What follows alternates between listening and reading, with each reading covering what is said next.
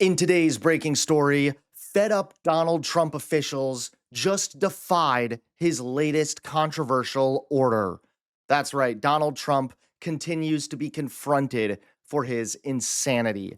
How's it going, everybody? Hunter Avalone here with Occupy Democrats. Welcome back to another video. Now, Donald Trump and his administration continue to lie, and they continue to be called out for it. Attempt to justify the claim that Democrats are pushing for free healthcare for illegal aliens, illegal immigrants, by citing the fact that you can encounter undocumented people in hospital emergency rooms. And he keeps suggesting that this was some decision of the Biden administration to provide these emergency services to undocumented people. In fact, that is not the case. This has been a policy of the U.S. federal government for decades, that hospitals are required to provide emergency care to whoever turns up there, regardless of immigration status, regardless of their insurance status. Now, Trump's one big beautiful bill reduced the federal funding match for hospitals associated with this care. So reduced federal reimbursement to hospitals, did not do anything to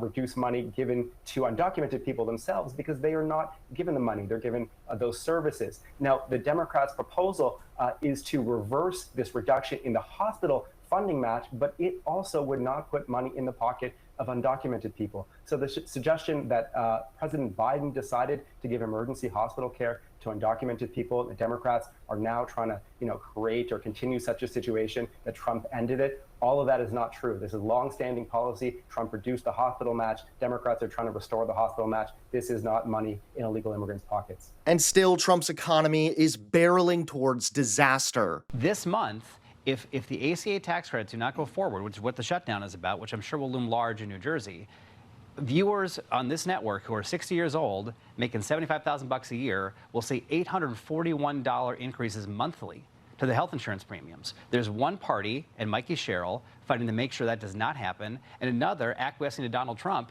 who in return shuts down an infrastructure project in their backyard, further hurting New Jersey's economy. I think that entire self-owning of Trump trying to own the libs, and by extension, hurting Citarelli, is going to play a big role in this race.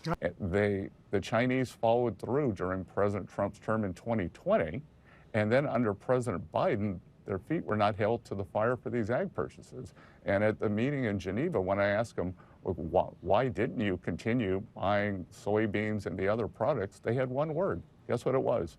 Biden. Biden. Oh, that sounds like malarkey.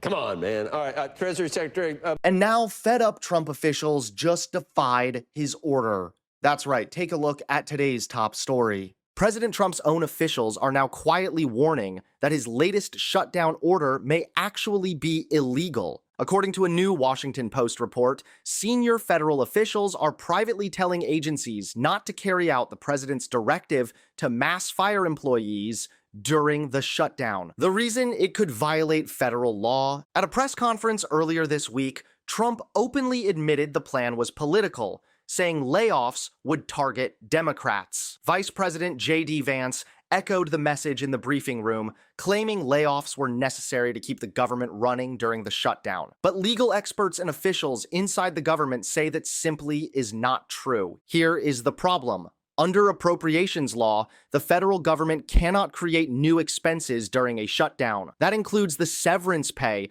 that comes with layoffs. Officials caution that forcing reductions in force could violate the Anti-Deficiency Act, leaving the administration vulnerable to lawsuits. Unions have already filed legal action to block the move, and experts stress there is no precedent for firing workers during a shutdown. In fact, federal law does not require it, and it has never been done before. Despite that, White House Budget Director Russell Vought has said repeatedly that dismissals are coming, and his office is preparing plans across several agencies. His communications director insists reductions in workforce are an accepted activity, comparing it to the president's foreign policy authority.